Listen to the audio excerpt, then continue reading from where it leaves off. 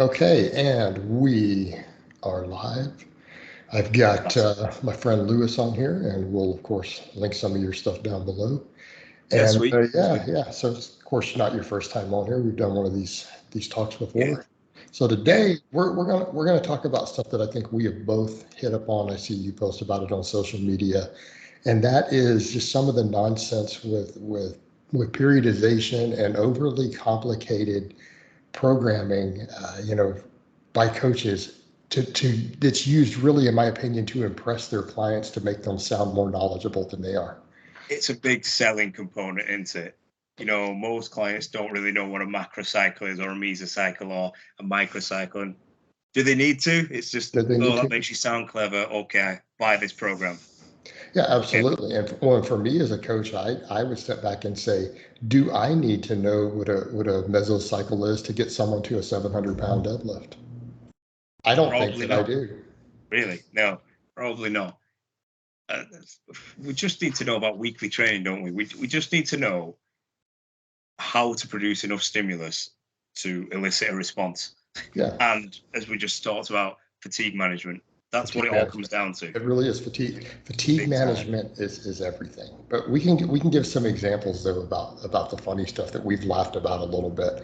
I think I saw you Yeah. put one a while back. You were talking about like a coach was, oh yeah, we'll do three singles at RPE 8.5. Oh yeah. Beltless though. So it's all different lists because we're going to bring conjugate elements to this, and then we're going to go linear, and then we're going to do undulating periodization. It's like, oh, you're cool, and then the lifters just make no progress whatsoever. No, none But at all. even Unless they're the quote really I wrote today, genetically blessed, even if they're genetically yeah, yeah, blessed. even the quote today from Vladimir, Doctor. I'll butcher his last name, but top periodization. Why would you go 3/4 up a mountain or up a hill just to go back down and start again? It's just, why are we going to do hypertrophy blocks, then strength blocks, then power blocks when the body is not this like one track machine? We're Right. capable of more. Like, I don't understand doing these blocks, but surely doing one block, you're going to kind of neglect elements from the block. Absolutely. And then they I don't think detrain. I'm doing that. I think this is just to sell shit. It really is. And then of course you detrain those elements and and that's Yeah, that's the problem. Whereas in a lot of my yeah, programming is really simple and I'm like I've produced guys who squat over 600 pounds who are not heavy, like triple body weight squats, without yeah. wraps and some Yeah, like the 400 plus concurrent pound stuff benchers who have makes abs. the most sense. Yeah, the concurrent stuff makes the most sense easily. And obviously that applies to like conjugate, but even just concurrent training. Yeah, Like the block absolutely. stuff, just to me, it always baffles me. It's never ever made sense to me. No, and I've studied all of it myself. I've looked at it intricately. I mean, Yeah, I've even published at one time some linear periodization programs about what 10, 11 years ago. I put one up, and a yeah, bunch of people like it, and I'm like, but it's not that good. It's just yeah. And I'm no issue with linear, especially for beginners. Linear, yeah, cool. yeah, It's yeah, when you get into these overly complex things to, like we said, sell stuff, make the coaches sound smarter. right. There's And obviously one but guy in we particular who's really popular.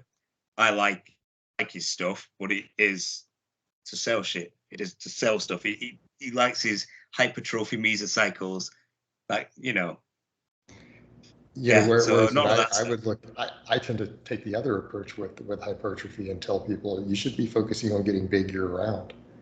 Yeah, Because at the yeah, end of the day, that's what raises your strength ceiling. It is yeah, tissue hypertrophy, myofibrillar yeah, growth in the muscle. That is yeah. If what you're not raises your strength progressing, ceiling. That's where your you need to potential gain comes some from. weight. Yeah. Yeah, yeah, yeah. If you're not progressing, you need to gain some weight in some form. Ideally, muscle tissue. Ideally, muscle tissue. You know. Yeah, yeah. But yeah, the block stuff just baffles me all the time. And it just seems, I mean, obviously we're training to get better, but I'm also training because I love it. I like having fun. Yeah, yeah. Looking at these blocks, they just do not look fun at all. And I can't imagine anyone sticking to them religiously. And Well, lift heavy.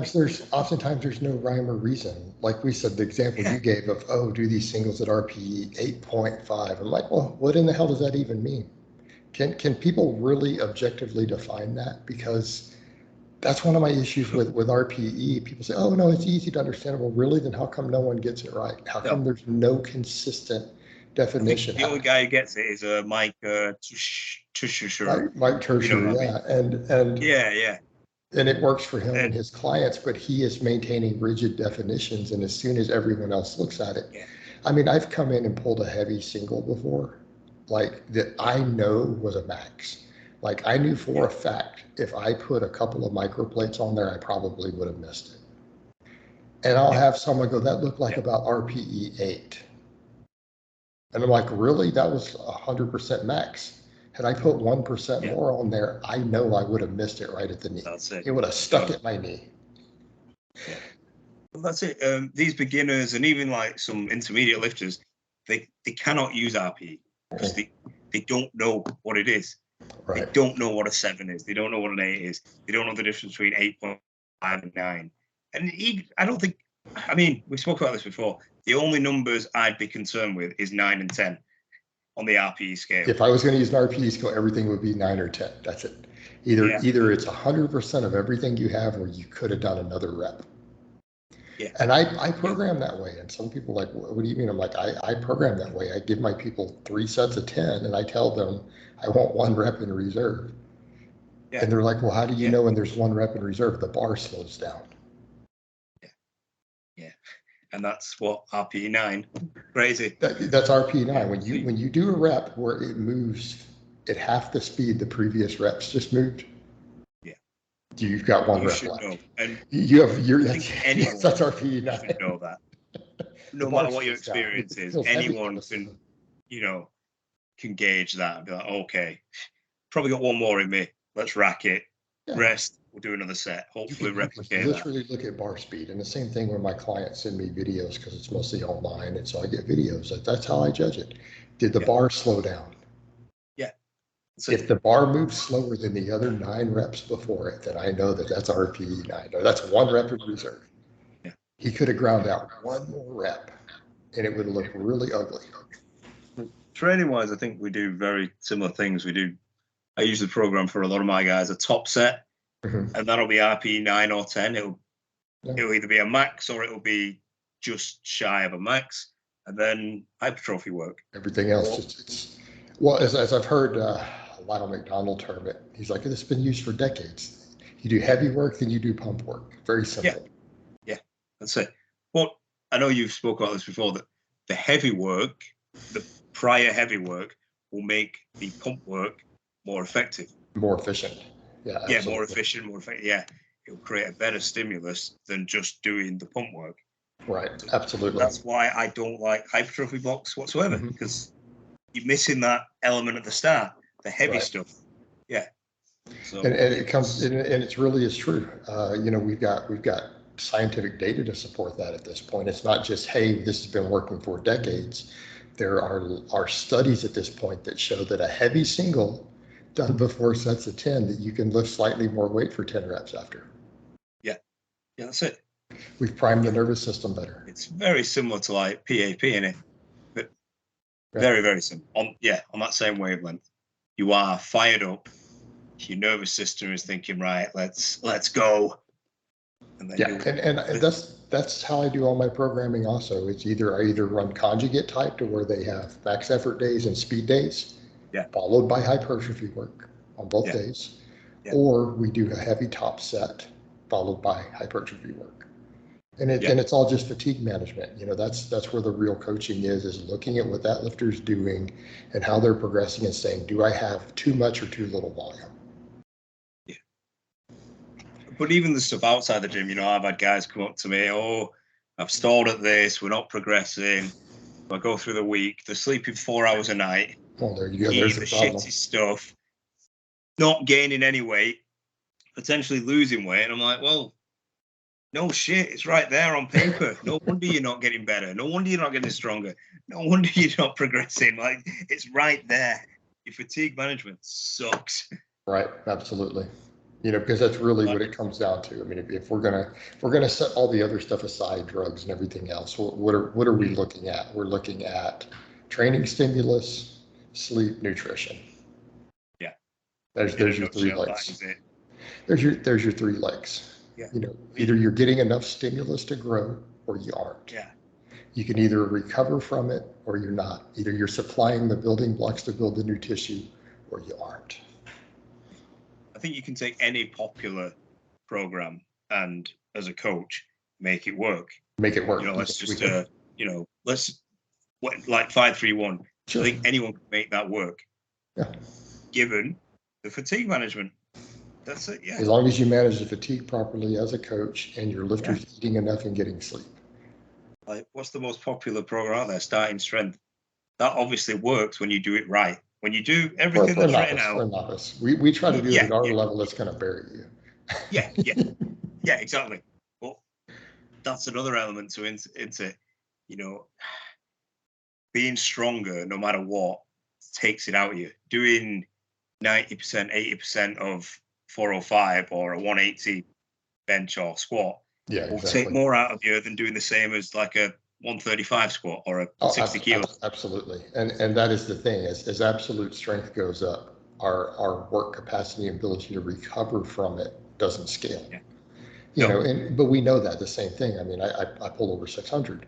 So, closing in on 50 years old. So, the thing is, even if I calculate conservatively with a 600-pound max, I'm not walking in and doing 3 sets for reps at 90% of that. No. I mean, so for me, like, let's say I come in and I throw 550 on the bar and I crank out 4 reps with it. Yeah. If I wait 5 minutes and come back and try to lift that again, I'll be lucky to pull 1 rep. Yeah. I'm not pulling 4 again. I'm not pulling 3. If I pull 1 rep, it's gonna be a grinder. It's gonna look like an all-out competition max. Yeah. But no benefit. For no benefit. Any decent stimulus. So that's why for me, for more advanced lifters, we do 1 real heavy set. Yeah. Whether it's a max or it's, again, some rep work, the 550 on the bar and pull it 4 times. Then after that, it's hypertrophy work.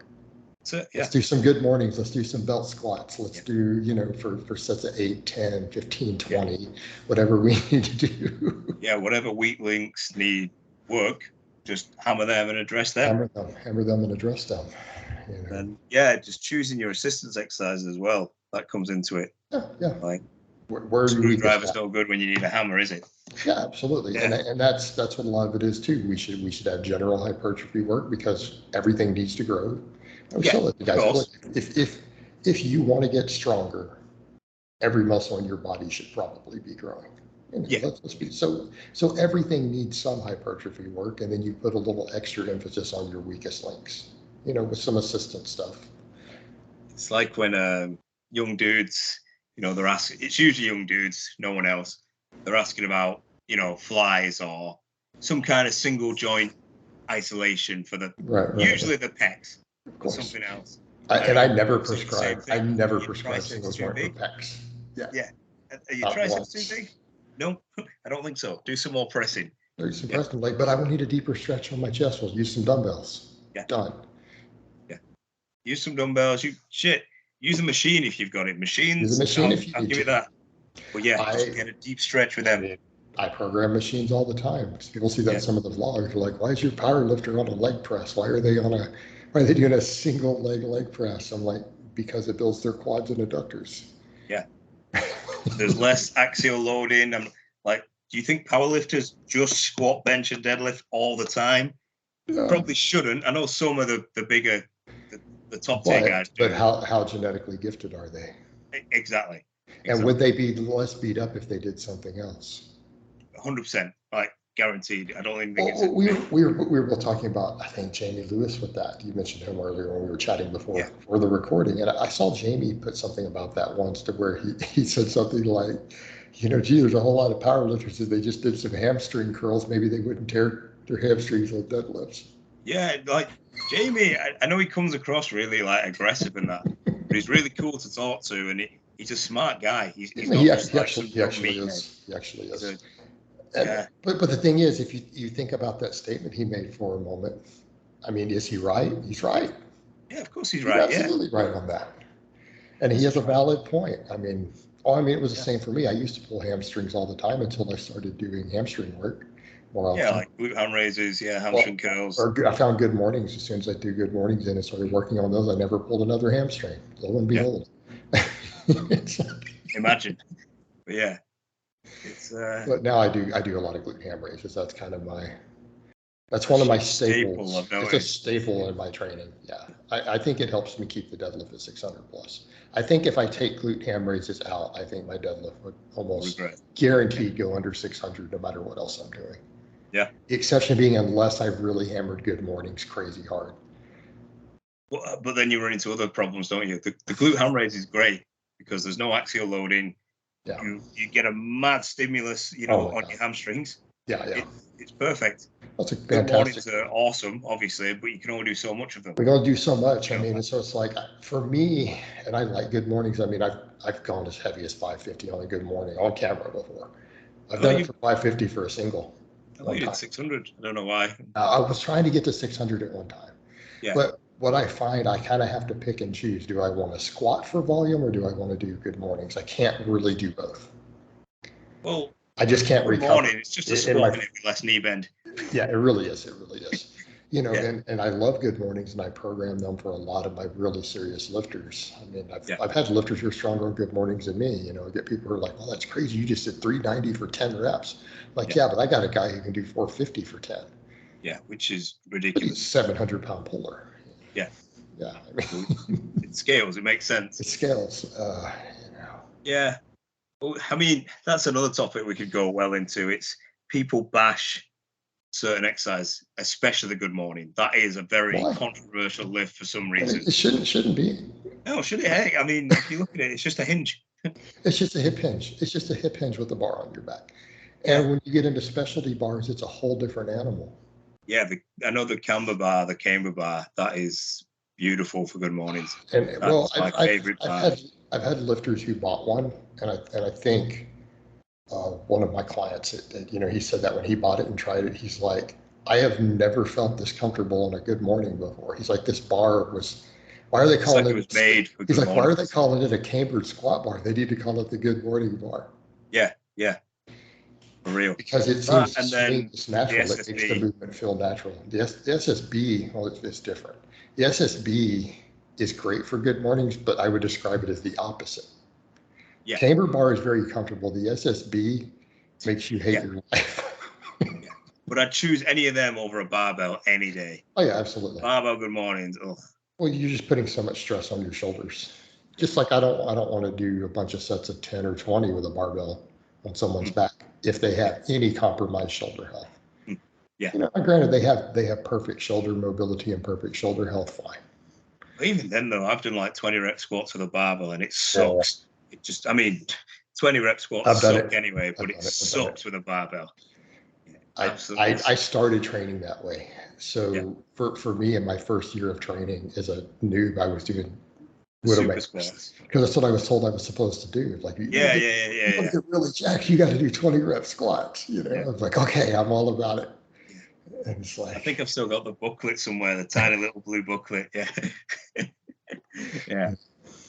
I mean, it's brutal. I think for me, the first time when I got up to 315 for a 20 rep squat, I'm like, I'm done with these. I'm not doing this shit anymore.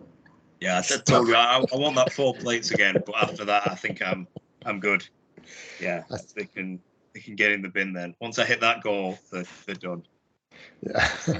They just suck. They're horrid. It's like, well, there's other stuff we could do. It's like for me yesterday, same thing. I mean, I did my SSB rep work, but then I did my really high reps on the belt squat. Yeah. I did 3 sets of 20 on that thing, Yeah. And that's it. It's going right back now to choosing the right assistance exercises and accessories. And that's going to tie into your fatigue management. Absolutely. Big time. Axial loading, axial loading is a big deal. Big thing. Yeah. I had a guy the other day, he came in Monday, he trained on Sunday. He did, the yoke walk, the strongman. And then he's beat up on Monday. And I'm like, no shit. That's probably the heaviest thing you're going to lift, a yoke. 300 kilos plus on your spine is crazy. Yeah. But then and But then you'll get people who are like, so you're saying we shouldn't do any axial loading? No, axial loading exercises are great. They give you a ridiculous amount of stimulus. You just can't do a lot of it. That just comes from, I think it's like a meme quote. It's when you say that you prefer apples over oranges, and someone's like, oh, so you hate oranges? What about pineapples? It's like, no, I've not said that. Well, I think we come over to then people are they're getting lazy at that point. They just don't want to do. They don't want a heavy bar. Yeah. Limit your axial loading to the heavy stuff. That doesn't mean don't put anything on your spine or on your back. Yeah, absolutely not. But again, it's all about picking there. Yeah, there's cherry picking. And manage your fatigue. You come in and say, how much heavy squatting and deadlifting can I really handle? Okay, well, that's the amount I should do that I can recover from, and let's use all these other tools to fill in the gaps. Let's like we said, even if you have to use a machine, use a belt squat machine, use a leg press. These tools are there for you to use. Yeah, use whatever you need to then build the tissue. Yeah, totally. It's totally different if you go in and like bragging about your leg press PR and you're using that as like your main exercise. Then that's lame. Get it in squat first. Yeah, but if you're doing it as an accessory or an assistance exercise, then awesome. Use it. Absolutely. I mean, so it's the same thing. I have no issue with that. A guy comes in and hits a heavy triple with 5 plates on a back squat, and hey, great. If he wants to do 20 rep sets on the leg press afterwards, go for it. Yeah, and I don't blame the dude as well, because after doing 3 reps with 500 pounds or 5 plates or something, I don't want to squat again. I want to do something else. So you put in the work. You put in the work for your squat. You're done. Now just go pump the muscles up, put some metabolic fatigue on them, and follow the basic principles of progressive overload on your smaller movements. And that's it. We do the heavy, the central nervous stimulating stuff with the heavy lifts, and then the metabolic stuff. Voila, done. Go get a pump. Yeah, do that, week in, week out for years. You'll be big and strong. You don't need these silly little 4-week, 5-week, 12-week blocks. No, of course not. We don't. And the same thing, know when to rotate your other movements out. If it's creating tendon inflammation, change the lift. Yeah. If dumbbells are hurting your pec tendons on the bench press, swap them over for an incline barbell bench. Yeah. Done. That's it. Yeah. But go into dumbbells, use dumbbells correctly. There's no point using them as an assistance exercise if you're just going to the shit out of them. That annoys the shit out of them. Well, they're ego lifting them. It's like they're trying to do a heavy 6-rep set and their hands are still 6 inches above their chest at the bottom. And, it's like the benefit of the dumbbells is that we can actually get them into a lengthened position. Yeah. We can stretch the pecs. We can create more mechanical tension with less weight. They have become such an ego thing, dumbbells. You're not impressing anyone except some young teenage lad. Well, it's like last time I used them last week on camera. I'm over here, I did my work set with 315 on the bench and then some rep work on the bench. And then when I went to the dumbbells, I was only using 95-pound dumbbells. Yeah. I'm like, but that works because I've already done the heavy stuff. An extra 2-3 inches I'm getting them deeper. Yeah. I'm getting a deep stretch at the bottom. I used one of them, like the unilateral Smith machines the other day for incline dumbbell presses, and obviously because there's no weight there, it's just a handle, so the stretch on that was ridiculous. Right. I think I was only using 35 kilos, that's 70 pounds a side, and it was humbling. It was like, wow, that is a stretch. Well, that's why I feel like I have that McDonald's bar as well. I think that's just a personal thing. I need to start using it again, but that thing is humbling. Yeah. If you can think you're doing okay, that is some serious stretch. It really is. It's humbling because you think you're pretty good on your benching and you put 90 kilos on that bar and start trying to rep at full range of motion. You're like, oh my God. Yeah. And that's another one you see when I have dudes on it. They'll start, it might touch the chest, and then it gets higher and higher to the point where you think, I can't even touch my chest with it. I can't physically even reach my chest with it. Yeah. I can't even loaded. I've tried. I've put plate on each side and tried to stretch it all the way down, and I cannot touch my chest. Wow. But we get a hell of a stretch reflex with it. That's why I like it because it will give me the deepest stretch that my chest is capable of. Yeah, no doubt. Yeah, yeah. No doubt. So No. I've seen a guy do 405 with one of those, and I was just shocked. I'm like, holy shit. I want to get up to 3 plates on it for 5. That'd be nice. There you go. That wouldn't be bad. Yeah. Yeah. In my head, I'm thinking, 3 plates for 5 reps. Gonna be, it's gonna give me a meaty chest, I think. I think so. Well, the same thing when I saw the guy do 405, I'm thinking, man, that guy has got some serious pec strength. Yeah. Because he went pretty deep on it. Well, that's another exercise similar to the good morning. It's quite controversial. People think, oh, you're going to snap a tendon. It's like, yeah, if you're a fucking an idiot, idiot about it, build up gradually. build it up. It's going to do the opposite. Maybe don't dive bomb it. Yeah. Control. Maybe control the eccentric a little bit. Yeah. Kind of like on a good morning, when I did 550 for a max on the good morning, I didn't dive bomb that eccentric. No. I took my time on the way down. And I think dive bombing, particularly squats, is just like it's a knee destroyer. It is, but I think it's just you either have it or you don't. Yeah. There are some lifters that can just do it and they're fine, and they'll squat big weights with it. But no matter what, even when I tried to kind of incorporate it, I just couldn't. Can't do it. But you also look at the benching. I've got to bring it down, controlled, and then power it up. But people will point that out with Olympic lifters, like, but they dive bomb off. I'm like, yeah, but it's number one, it's with a weight less than they can squat. Yeah. They're not doing a full clean with their 1 rep squat max. No. And number two, oftentimes how short-lived are their careers. But even doing that, they are still maintaining that tightness and rigidity. They're not flopping and slumping at the bottom. Yeah, absolutely not. Right? So it's not just like, flopping down and then hoping you get it back up. Right. People don't. I mean, a lot of people don't get Olympic lifting anyway, especially like the general. Well, and it's really the least popular strength sport at this point. Yeah. I think it's probably the most boring, but it's also one of the coolest, in my opinion. It is. Well, cool. It's got a lot of tradition. It's got a lot of tradition behind it. Oh, yeah. A lot of history there. Yeah. But they're big on their, what is it, the 4-year plan, aren't they? A lot of their coaches are big on the 4-year macro cycle, or I think they call it something else, that one. And well, how much of that comes out of the original Russian stuff, though? I saw Dave Tate point something out with that many years ago, and he was showing a linear periodization, and he's saying, well, what you have to do here on this week, this is where you add your Diana ball.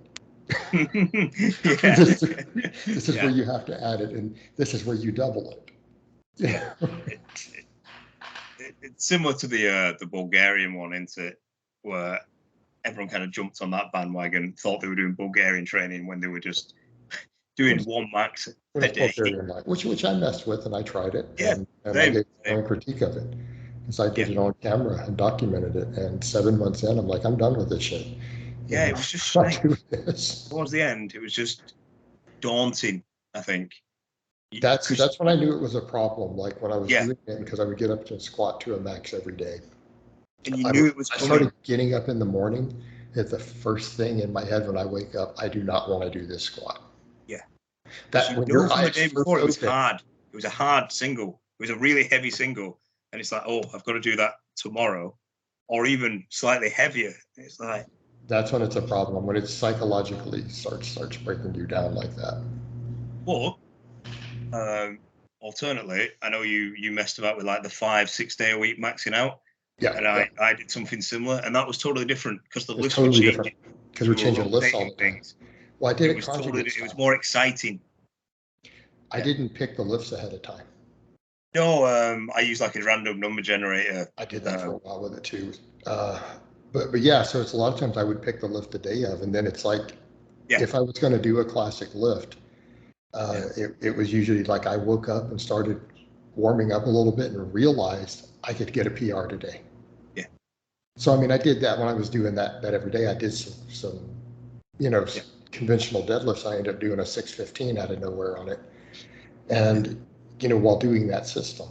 Yeah. But it was a little different because it's a different lift every day. Yeah. And I would go weeks at a time without hitting the same variation. It's like, well, I'll just throw some chains or bands over the bar this day. I'll switch bars. Yeah. I'll use, my Buffalo bar, and which makes Buffalo it bar a with different 20 lift. pounds of change on the bench press. You know, so Yeah, you're which just is a changing different the lift. Yeah. And it's something I was trying to get into one of my clients the other day, that a deadlift versus a deadlift with 10 kilos of chains is a different lift when you write it Totally down. different. Yeah, totally is. When we do that again, yeah, you've got to treat them separately. And I treat my lifters the same way. They'll hit something and they'll touch and go their bench. I'm like, well, that's fine, but you're going to count it as a touch and go bench, not a bench. Yeah. They're like a different lift. Yeah. Yeah. And even something like insignificant, like, thin yellow bands or 10 kilos of chains. Some of them will look at me and think, well, it's not that much. It's not that different. It's like, yeah, but it is different. It is a different lift. So you've got to consider it's a different lift. I count it on a deadlift if we change bars. If they use a stiff bar versus a deadlift bar, I count it as a different max. Track it different. Make a I note know of there's each like bar. some funky bars that they're bringing out now, like that are like 8 foot, and that is a different lift. Yeah, absolutely. Yeah, like block pull deficits, all this stuff, snatch grip, they're all different lifts. All different lifts. I mean, even with a deadlift, I'll say using bumper plates is a different lift. Okay, yeah, I can see that. And how many guys do we see on a whippy bar? They'll put a bunch of bumpers on a whippy bar. Oh, and put them at the end, so it's already an N shape. Well, I've seen guys do that, and then they get to a meet and they can't even break 30, 40 kilos less than that off the floor. Like their opener, I'm sure. They're missing it. Madness, absolute madness. Yeah, so that was totally different than the Bulgarian light, which again was heavily due to drugs, wasn't it? It was survival of the fittest. Well, and they weeded people out. You dominate. If you couldn't. Well, yeah, it was a case of they weeded out 19 out of 20 lifters with the program. They just couldn't cut it. Yeah. That's not how you don't want to build your own program off of a system designed to weed out 19 out of 20 lifters, because odds are you're not that genetic elite. And if you were, you're in the 19. Yeah, you're not the 20. You're in the 19. You would already know. Yeah. You know. Well, you would already know because you would have hit a 5-plate squat 1 year into training with no program. Yeah. I know that was big on like the YouTube era years ago when that came back in vogue. It's died down now. Surely it'll come back in a few years, but no thanks. Nope. Yeah, the maxing stuff, that's good. But that's all we need. I mean, that covers everything that people need to know about programming, and it really is mostly just the fatigue management. Yeah. So any way that but even then conjugate is fatigue management in the same way. That's why on that system, they're only doing 2 max effort days and 4 speed days, or 2 speed days. So that you can recover from the heavy work, and the speed work is your technique training. But even like similar to how we train without the speed days, kind of like the 4 I used to do the speed days kind of thing. You can make that work with proper fatigue management, proper fatigue good management, nutrition, good sleep. You can make it work easily. Yeah. Well, it's like me. I do these days 4 days upper lower. I do rep maxes and then like pseudo max effort. It is because they are maxes. Yeah. They're just not heavy singles. They're not heavy rep maxes. Trying to leave 1 rep in the tank, So it's like let's put 315 on the bench and get 1 rep from failure.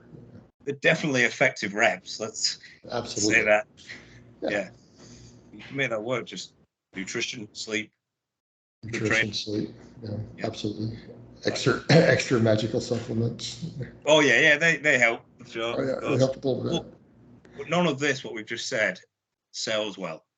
No, it doesn't. Getting good sleep, eating well, and training hard. That doesn't sell. That doesn't sell. It doesn't sell a program. I can't write that down and sell it on to thousands of people. I can't. What's funny, you get people who say, but if it's that simple, then how do you make money coaching? How are you coaching? I'm like, because I handle the fatigue management. I handle the psychological side. I take the guesswork away from my clients, because at the end of the day, if someone is obsessed enough to learn everything they need, well, they may not need a coach. Yeah. But who's going to hire you as a coach? Someone who's busy, who's making money, who doesn't have time to spend 1,000 hours researching fatigue management. Yeah. And typically professionals are the best clients. They always are. Yeah. Because they know they don't have time to research it. They don't second guess you. Yeah. They don't try to impress you with how much they know by correcting what you give them. Yeah. And they can afford your services, and they pay you on time. Yeah. Yeah, that's what you need. It's never a, hey coach, I don't know if I can afford coaching this month. No, that's it. Hey coach, I made some tweaks to the program you gave me this week. Oh, did you now? Yeah, coaches love that. They love hearing that. Love that. So, but that's, as a coach, those are your dream clients. When people say, well, how do you get clients? I'm like, that's who you, clients like that, that's who you want. Yeah. You want someone who makes six figures. He understands the importance of expertise and specialization because he does it all day dealing with people and understands the need for contractors and people who have different jobs. He doesn't try to do your job as the coach. He can afford it. He pays on time and he does what you prescribe to him. Yeah. Ticks all the boxes. That's what you want. You get 20 of those, you're set. Yeah. Yeah. Yeah. And I mean, it sounds bad when you say it kind of like out loud, like all we're doing is handling the fatigue management side of it, but it's more than that, obviously. But that is really essentially all we're doing. But that's 50% of our job. Yeah, yeah. 50% is handling the fatigue management. Push your ass back. And well, that's 30% is telling them to push their ass back further. Yeah. And then the other 20% is picking the right exercises. Yeah, And keeping their head straight. Goes together, and they are programming done. There we go. But that's the thing. I would tell people, as coaches, someone who's working and struggling financially, but who's a very hardcore lifter and is going to spend hours and hours researching, well, that's not your best clients anyways. Yeah. That's not your market. Because you don't make money on those people. No. Because they're harder to coach, because they read something somewhere and they're going to second guess you. Yeah. There's always going to be a conflict. Always. And they can barely afford the services. Yeah. Well, that's we tell people, maybe the hardcore lifter is not your best client. Yeah, it's the professional who wants to learn, but also wants to do as they're told, kind of thing. And you get those. They hired you, so they put the trust and the finances in you. So they're just going to do what you want, and then they get results. And I have guys like that. Yeah. I'll put occasionally one of their clips up with some of them, and they'll be like, "Oh, that guy's strong. Does he compete?" I'm like, "No." Just like, look at what he's lifting. I'm like, he's too busy to compete. Yeah. He just wants to lift and be fit. He just wants to be strong and jacked. Yeah. The guy's squatting triple his body weight. He's not competing. No. Yeah. It's like it took me a few years to get him there, but. I think that's just an admirable goal anyway. Like, I know a lot of people are like, oh, I want to compete and stuff, which is cool, but just wanting to be strong and jacked, not succumb to like sarcopenia or anything like that in later life is an admirable goal. I think it is, and people will hear it when you say things like that, that I'll say stuff like, yeah, I mean, being able to do a couple of reps with 300, 400, and 500 pounds on the big three is perfectly reasonable. It's protective as well, and somewhat preventative. You'll say that and people think that that's insane. They're like, for a non-competitor, I'm like, yeah. I mean, I have Gen Pop clients that if they stay on with me long enough, that's where they get. It's those exact guys I'm describing. The business guy, why can't he pull 500 pounds for a couple of reps? Yeah, these aren't unreasonable. The strong numbers, don't get me wrong, but they're not unreasonable. Like, they're not unreasonable for the general population if they put in the time. Yeah. But who then are we dealing with as coaches then? We're dealing with sometimes guys who already have 5-8 years of training, 10 years maybe. They're a busy professional and they're going to keep putting in the work. Yeah. Well, you get a client who already has 8 years under the barbell and they ran, some basic strength training and they're going to put in the work and you coach them for 4 or 5 years on good programming and good fatigue management, and because they're too busy to deviate or research, they just do what you tell them. Well, how strong are they going to get? Sky's the limit kind of thing. I mean, why won't they eventually put up reasonably competitive numbers in powerlifting? They're strength training. Yeah. There's no reason they couldn't. There's no reason they can't. So I get those clients, guy 39 years old, had him for 4 years, and he's, squatting 475 and 200 pounds, and pulls over 500. Now finally hit a 3-plate bench, which are freaky numbers. And they're the kind of numbers that will make you the strongest guy in any commercial gym. Yeah, absolutely. Easily. Well, I get guys like that. They just train in their garage. Yeah. Love a good garage session, but yeah. Well, I've had a guy like that. He's a college professor. Yeah. And he's too busy. He doesn't have time to do the other stuff. He's too busy with his physics stuff. Yeah. But he just follows the program, and you look at it and go, oh shit, the guy just finally hit a 315 bench. He's squatting 405 for reps. Nice. And but he's no intention of competing. Nice. Doesn't need to. He just wanted to be strong. Be strong as hell. Not wrong with that. Yeah, and he can afford the coaching. So, but I always tell guys that's who you want as clients. Like I'm not interested in the 22-year-old kid who's trying to learn to be a trainer and researching all this stuff themselves. Who my fees are going to be tight on their budget. That's not my ideal client. No. Unless they want to learn. Unless they want to learn, and then you're teaching them how to coach. Yeah, rather than just have these constant conflicts like, oh, I read this, or I read that. I heard this. But this guy says this. Those clients fall into the category of almost mentorship rather than just coaching. Yeah, you're teaching them how to coach. Totally. Yeah. And we have those. But I'd say that's a different category of client. Yeah. You can't have 20 of those. No. I don't think I could handle that. You can have like 3 of them at a time. You can handle about 3.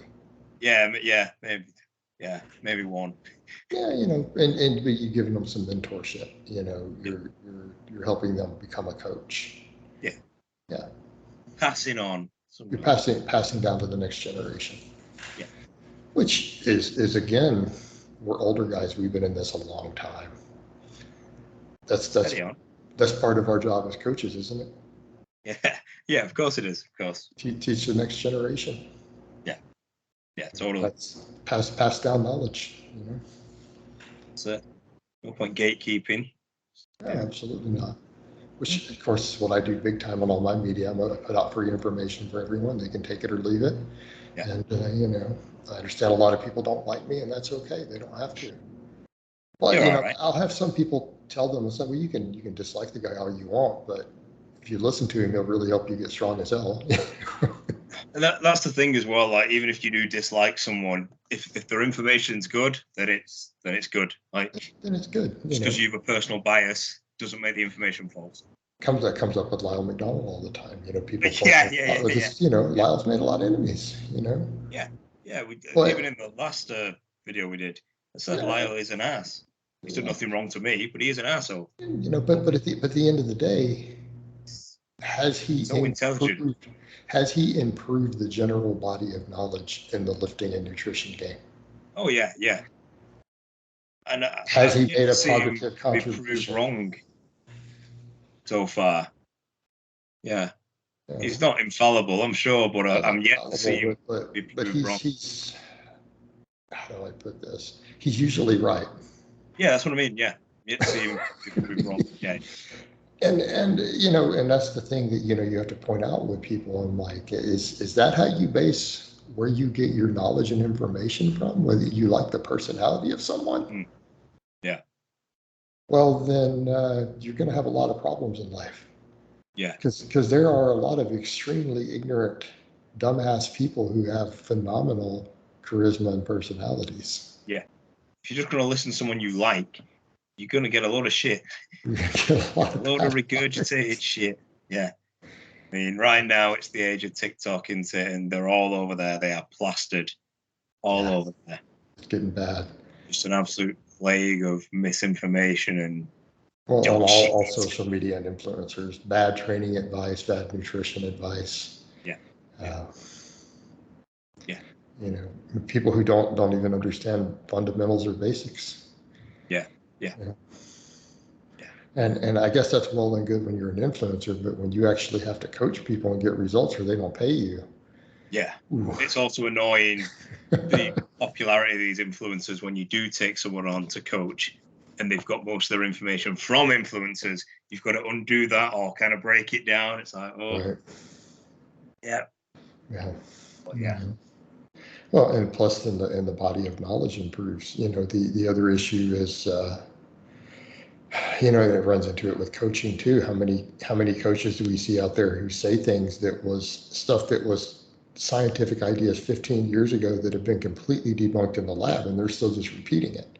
Yeah, You yeah, know, just and- regurgitating rubbish. I mean, I was thinking of one just the other day. You know, someone was saying, "Well, you have to break down the muscle fibers." Like, really? Yeah, That doesn't actually seem to be true. That's yeah. newest research is showing. No, that's not really. Debunked a bit ago. It's not really part of the hypertrophy process. Yeah. But I think if you ask, you know, especially like the Gen Pop, 9 out of 10 people are going to still think that's what happens. Of course. Probably, possibly 10. You know, it's Of course. it's all when you're so, in the know. You know, we see those things, and it's like, and people have to remember that oftentimes people got stuff right in spite of that, not because of it. Yeah. You know? And I think the issue there becomes when we get information bad, we'll see something that works, but if we get the reason why it works incorrect, it will then lead us to try other things pushing the incorrect reason further, and that's the problem. Yeah. And I think that's what we run into with a lot of the programming. It's like, well, why are people getting strong? Well, because they're lifting heavy. Yeah. You know, so because at the end of the day, we as coaches understand this. If you give me someone who is really jacked, okay, let's say they did nothing but bodybuilding programming, lasted a bunch of gear. They've never done anything less than a 10 rep set in their entire life. Yeah. And they're just cock diesel jacked. Yeah. You give him that's that guy. How are we going to make him strong? Lift heavy. Yeah. And he's going to adapt to that really well. He's going to get strong really fast. No, I think so we come over. So why does the heavy stuff work? Because it actualizes your potential. It trains you for intermuscular and intramuscular coordination to move a heavy weight. Yeah. Like I think you probably used this example before or something similar.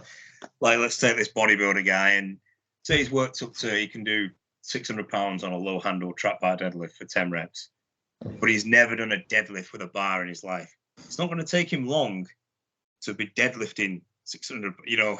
It won't take him real 600 long. for 10 with a low handle trap bar. You know, if he can do 500 pounds on the safety squat bar, it's not going to take him long to get under a barbell and do it. Give me 3 or 4 weeks with him. Yeah. It'll take him long. I need enough time to get him neurologically adapted. Yeah. That's it. But going back to literally what you just said about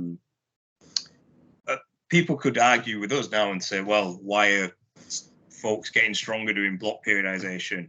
And it is just in spite of it. It's not because of it. It's not because it's in spite of it. It's like, I can tell you 2 reasons. Number 1, because they're lifting heavy weights. Yeah. And number 2, because they're getting jacked. Yeah. There's your reasons. Yeah.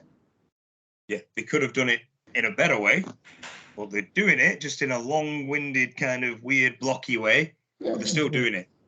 So if you want to argue that, then it's not because of the block periodization and that kind of periodization and programming. It's just because they're lifting heavy and getting bigger. It really is, you know, and that ultimately is it. So when people come down to, why do this single at 8.5 and then this pause work or this triple at RPE, whatever, I'm like, okay, but I'm like, I could have taken your lifter and come in and done, I don't know, a heavy 5 rep set. Yeah. And got the exact same effect. Yeah. I could have came in and had them do a training max up to about 95% until they strain. Yeah. Walk away and go do the pump work and gotten the exact same result with either of those methods. Yeah. Just, I think one way is better than the other.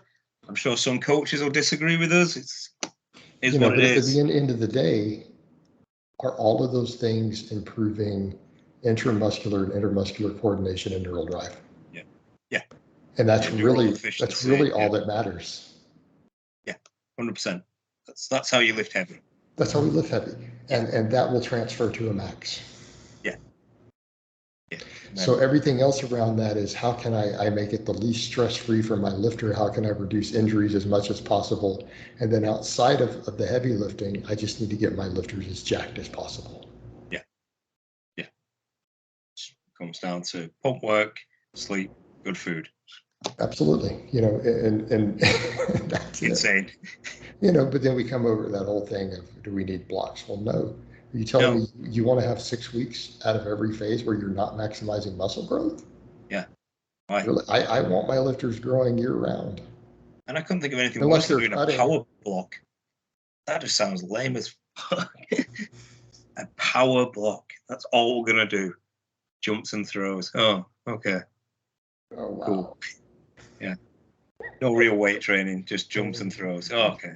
For a whole block. I guess if they're that overreached from the other stuff they did, then, maybe they'll recover finally. Yeah. Because they couldn't just concurrent manage. and then have a deload. Like, even without the silly bullshit. Even then, we come to deloads. Do we even really need to deload, or is that when we messed up the fatigue management? Yeah, that's it. I don't really program deloads. It's if you go on holiday, use that. I like that. Do I occasionally have to do deloads? Yes. Do you know why I have to do deloads? Because the client wasn't giving me the feedback on the problems. Yeah. That's when you run into issues. Client didn't tell me they got really bad sleep for the last 2 weeks. Yeah. And that's on them, unfortunately. That's when it's like, well, why didn't you just tell me? Yeah. You're more stressed at work. You've been fighting with the wife, and you're working more overtime. Yeah. But if you'd have known this, you could have just kind of had them do slightly less. I could have reduced their volume, adjusted the volume, and then we don't need the deload at all. Yeah, exactly. Done. Yeah, it's just the only difference when I get someone who gets sick. That's usually when I do deloads. Hey, I got the flu. Yeah. I'm on antibiotics. Okay, well, I'm programming a deload. Yeah. Chill out for a bit, recover. We're not doing heavy sets when you're on antibiotics. Yeah. We're not doing it. Yeah. I take them to just speed work. Yeah. So usually, like, one of my lifters is on conjugate, they're on sick, they're on antibiotics. We do nothing but dynamic effort days. Yeah. But I take the bands and chains off if they have them, and we just run straight. Also, just straight weight. It's 50% straight weight, and then we do some pump work with our most important movements, like some reverse hypers or some band press downs and maybe some upper back work. And that's what they do. Call it a day, yeah. So they're done with their course of antibiotics. Yeah. They're probably not going to lose strength. They're going to lose anything. They'll just come back stronger. Yeah, we'll be fine. So, but that's normal for me. In fact, funny saying that I have a lifter doing that right now today. Yeah. She's on antibiotics. She's got had a sinus infection. Sent her a deload yesterday. This is what we're doing. Well, I also feel like, now that you've mentioned like illness, if you are doing blocks, if you get ill in one of them blocks, that's going to really mess you up. Just really messed up. With our stuff, the concurrent stuff, we can kind of just miss a week or chill for a week. You can just slide it down and it'll be fine. Yeah. But when you're doing a block, man, you're on week 2 of block 3 in a 12-week cycle. Yeah. You just got the flu. What are you going to do? Start again, or what? How do we deal with this? Yeah. Or, people with lives. Oh yeah, my kid got the stomach virus, and we've been up, had to take my kid to the ER, and then kid's been up sleepless nights. I didn't get any sleep that night because we spent all night in the emergency room, or as they call it, the A&E, where you're at. Spent the whole night in the A&E, and I got a kid throwing up, and it's like I haven't slept for 2 days and trying to work in between. And you were on your 3rd block of that 12-week. Yeah, you're on your strength block now. You've got to be strong. You got to be no strong. Excuses. No excuses. That's right. You got to for Mother Russia. That's right. But in that case, the state will babysit your kid during that block. You're all good. They got you sorted. Concurrent stuff, you just run it as is. Just run it and flow with it. Yeah. Yeah. Make it work for you. Like, you've had a shit time, drop it down a bit. Deload if you need. Right. Fantastic. All right. So it looks like we ran this about 55 minutes. I think we got a nice run out of that one. If people don't even listen to the whole thing. So we bounced off a few topics. It's good. Yeah. I'll probably wind this one down. We'll link it through all of our stuff, and then we'll link your social media with it when I put it up. Yeah, sweet. That's what last time. Always a pleasure. Yep. Good having you on. We'll do it again. See you later, dude.